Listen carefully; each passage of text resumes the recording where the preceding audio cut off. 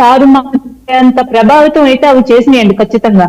ఎందుకంటే అసెంబ్లీ సాక్షిగా ప్రజలందరూ కూడా గమనించారు నిశితంగా. ఇంతకు ముందు ఎప్పుడు కని విని ఎరుగని విధంగా ఆంధ్రప్రదేశ్ అసెంబ్లీలో అటువంటి భాష కానీ, అటువంటి పరుష పదాలు కానీ, అసలు రాజకీయాలకు సంబంధం లేని మహిళల్ని తీసుకుని వచ్చి కించపరిచే వ్యాఖ్యలు కానీ ఎక్కడ చూడలేదు సార్. ఇది అసలు ప్రజల మైండ్ లోకి చాలా బలంగా నాటుకుపోయింది. ఏంటి 151 సీట్లతో ఇంత బలమైన అధికారాన్ని తీసుకుని వచ్చి వీళ్ళకి కట్టబెడితే వీళ్ళు అసెంబ్లీలో మాట్లాడే మాటలు ఏంటి? పరిపాలన గురించి కానీ, ఏ రోజు కూడా ప్రజా సమస్యల గురించి కానీ ప్రెస్ మీట్లు పెట్టిన దాఖలాలు కూడా ఎక్కడ మనకు కనిపించలేదు. ఎప్పుడు చూసినా చూడండి, పవన్ కళ్యాణ్ గారి సినిమాల కోసమో, పవన్ కళ్యాణ్ గారిని తిట్టడం కోసమో, చంద్రబాబు నాయుడు గారిని తిట్టడం కోసమో, అంటే ఇది వ్యక్తిగత కక్షల గురించో లేదంటే ఒక వ్యక్తిగత విమర్శలు చేయడానికో కాదు కదండి పదవులు ఇచ్చింది. మీకు అంతమందికి పదవులు ఇచ్చింది ప్రజా పరిపాలన చేయమని. కొత్తగా ఏర్పడిన రాష్ట్రం దాని ఫస్ట్ అధికారం ఎన్డీఏ గవర్నమెంట్ లోకి వచ్చిన తర్వాత మళ్ళీ మీకు రెండోసారి అధికారం ఇచ్చినప్పుడు ప్రజలు మీ నాన్నగారి తర్వాత మిమ్మల్ని నమ్మి ఒక్క ఛాన్స్ అన్ని ప్రజలందరూ ఆశీర్వదించినప్పుడు మీరు అది ఎంత జాగ్రత్తగా పరిపాలన చేయాలండి? అంటే కల్తీ మద్యం తయారు చేసే లాంటి జోగి రమేష్ లాంటి వాళ్ళని ఉచుగొల్పి వదిలేస్తే వాళ్ళు ఇష్టం వచ్చినట్టు నోటుకు వచ్చినట్టు మాట్లాడతారు. అంటే ఇప్పుడు జనసేనలో కానీ మేం కానీ అటు టీడీపీ కార్యకర్తలు కానీ వాళ్ళ ప్రతినిధులు కానీ ఇప్పుడు మేము అధికారం ఉందని చెప్పి ఇప్పుడు కూడా ఒక్క మాట కూడా తోలట్లేదు సార్. ఎందుకంటే మా యొక్క మాటకి అంత ప్రాధాన్యం ఉంది, బలం ఉంది, ప్రజల్లో విశ్వాసం ఉంది. కాబట్టి మేము ఒక్క మాట తప్పుగా మాట్లాడినా కూడా వెంటనే మాకు పార్టీ ఆఫీస్ నుంచి వార్నింగ్ వస్తుంది. ఇటు లైన్ దాటొద్దు, తప్పుగా మాట్లాడొద్దు, పర్సనల్ గా విమర్శలు చేయొద్దు, మీరు కేవలం పాలసీల మీద మాత్రమే మాట్లాడండి అని మాకు ఒక హద్దు పెట్టుకున్నాం మేము. మరి మీరు ఆ హద్దులన్నీ చెరిపేసి కనీసం మినిమం విలువలు పాటించకుండా ఇష్టం వచ్చినట్టు మాట్లాడిందని ప్రజలు తిరస్కరించారు సార్. అంత ఘోరమైన పరాభవం అని చెప్పి మేము అస్తమాట పదే పదే ప్రస్తావించి కించపరచదలుచుకోలేదు. కానీ ప్రజలు అది మెచ్చలేదన్నది చాలా క్లియర్ గా అర్థమైంది. ఇప్పుడు మీడియా సాక్షిగా మీరు ప్రతినిధులు మీరు ప్రభుత్వం చేస్తున్న తప్పుల్ని ఎత్తు చూపిస్తే మీడియా మీద కూడా కేసులు పెట్టారు, దేశద్రోహం కేసులు పెట్టారు.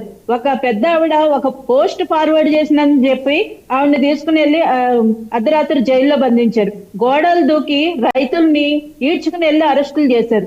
ఇటువంటి నిరంకుశత్వాన్ని, ఇటువంటి ప్రజా వ్యతిరేక విధానాలని ప్రజలు తిరస్కరించారు సార్. కనీసం ఇప్పటికైనా అంటే ఒక ఓటమి తర్వాత అయినా కనీసం అపజయానికి కారణాలను తెలుసుకోకుండా ఇప్పటికి కూడా రపా అంటుంటే దాన్ని ఇంకా ఎంకరేజ్ చేసి మీరు యూత్ని తెచ్చుకుంటారో ఇంకెవరిని తెచ్చుకుంటారో తెచ్చుకోండి, కానీ విధి విధానాలను ఫాలో అయ్యి మీరు కనుక రాజకీయాలు చేస్తే కనుక ఖచ్చితంగా మీకు భవిష్యత్తు ఉంటుంది. మీకు సలహాలు ఇచ్చేంత పెద్దవాళ్ళం కాదు మేము, అలా అని చెప్పి మీ తీరు మార్చుకోమని ఖచ్చితంగా చెప్తాం సార్. ఎందుకంటే అన్ని పార్టీలు ఉండాలి, అందరూ రాజకీయాల్లో ఉండాలి, ప్రతి ఒక్కరు ప్రజల కోసం పనిచేయాలని కోరుకునే ఒక మంచి స్వభావం ఉన్న పార్టీ నుంచి నేను మాట్లాడుతున్నాను. కాబట్టి జగన్మోహన్ రెడ్డి గారు మొత్తానికి రాజకీయాల్లోంచి వెళ్ళిపోవాలి, రాజకీయ సన్యాసం చేసేయాలి, పార్టీ ఎత్తేయాలి, ఇటువంటి మాటలు మేము మాట్లాడడం సార్. మీరు ప్రజా పరిపాలనలో ఉండండి, ప్రజల మధ్యలో ఉండండి, సరైన రాజకీయాలు చేయండి అని మాట్లాడుతున్నాం. ఇప్పుడు 2021 వరకు నేను ప్రసాద్ గారిని చూశాను సార్.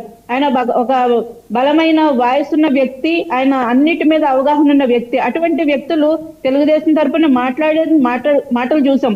ఇప్పుడు అంటే ఒక శక్తివంతమైన ఆయుధాన్ని చెడుకు ఉపయోగిస్తే చెడుగాను ఉంటుంది, మంచిగా ఉపయోగిస్తే మంచిగానే ఉంటుంది సార్. అది ఎవరు ఉపయోగించుకుంటున్నారు, ఎటు నుంచి ప్రయోగిస్తున్నారు అన్న దాన్ని బట్టి ఉంటది. అందరూ బలంగా మాట్లాడే వ్యక్తులు ఉన్నారు, నాలెడ్జ్ ఉన్న వ్యక్తులు ఉన్నారు, కానీ వైసీపీ మాత్రం కేవలం బూతుల మార్గంలో తిట్ల మార్గంలో ఎందుకు వెళుతుంది? ఇందాక మీరు చూపించిన క్లిప్ లో చూసాం, జగన్మోహన్ రెడ్డి గారిని పొగుడుతున్నప్పుడు మాత్రం ఆయన కొంచెం ఆగు అన్నారు, కానీ పవన్ కళ్యాణ్ గారి గురించి విమర్శిస్తున్నప్పుడు మాత్రం ఆయన నవ్వుతున్నారండి. పైగా మార్చడం, తార్చడం ఇటువంటి మాటలండి ఒక ప్రజాప్రతినిధి మాట్లాడేది, అది పబ్లిక్ ప్లాట్ఫామ్ లో నుంచుని. సాక్షాత్తు జగన్మోహన్ రెడ్డి గారే మాజీ సైనికోద్యోగుల సభలో మాట్లాడుతూ కార్లు మార్చినట్టు మాట్లాడతారని చిన్నపిల్లల ముందు మాట్లాడారు, ఆ సభలోనూ మాట్లాడారు. తప్పు కదండి. కనీసం సలహాదారులను పెట్టుకున్నారు, వాళ్ళన్నా తప్పని చెప్పలేదో, చెప్పినా జగన్మోహన్ రెడ్డి గారు వినలేదో తెలియదు, కానీ చాలా తప్పుగా మాట్లాడారు సార్. అసెంబ్లీ సాక్షిగా భువనేశ్వరి గారి గురించి కూడా ఇటువంటి తప్పుడు మాటలు మాట్లాడినప్పుడు కనీసం వారించుంటే, ఖండించుంటే వాళ్ళ మీద ప్రజలకు ఎంతో కొంత సానుభూతి మిగిలి ఉండేది సార్. అది చేయకపోగా తప్పుల మీద తప్పులు చేశారు. కనీసం ఇప్పటికన్నా వాళ్ళు ఆ తప్పుల నుంచి సరిదిద్దుకుంటారో లేదో మరి ముందు తెలుస్తుంది సార్ మనకి. Okay right. Suresh Varma sir, మీకు ఏంటి మరియు మీ panel లో ఉన్నటువంటి యూత్ అందరికీ కూడా యూత్ మీద నమస్కారాలు. జగన్మోహన్ రెడ్డి గారు ఫుల్ ఫోకస్ పెడుతున్నారట. మీ వాళ్ళందరికీ కూడా మహర్దశ ఇంక రానున్న రోజుల్లో యూత్కి యువనాయకుడికి